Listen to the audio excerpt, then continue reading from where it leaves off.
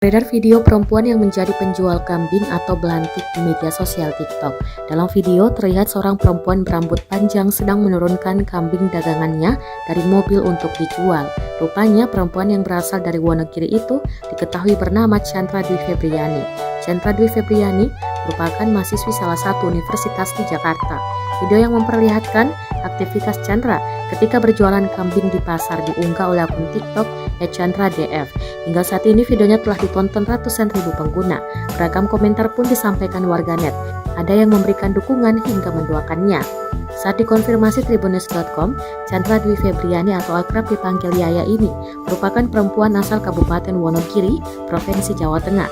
Ia menjadi mahasiswi jurusan Bahasa Indonesia, salah satu universitas di Jakarta. Yaya mengatakan suka jualan kambing ketika masa pandemi COVID-19, tepatnya setelah ditetapkan adanya pembelajaran secara daring. Lebih lanjut, Yaya mengungkapkan bisa berjualan kambing karena belajar dari ayahnya. Semenjak SMA, dia sudah ikut ayahnya berjualan kambing dan sapi, hingga akhirnya dia memberanikan diri dengan berjualan kambing.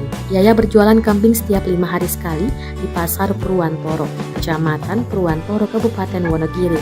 Dalam sehari, kata Yaya, dapat menjual 5-7 ekor kambing. Ia mendapat raup untung Rp100.000 per ekornya.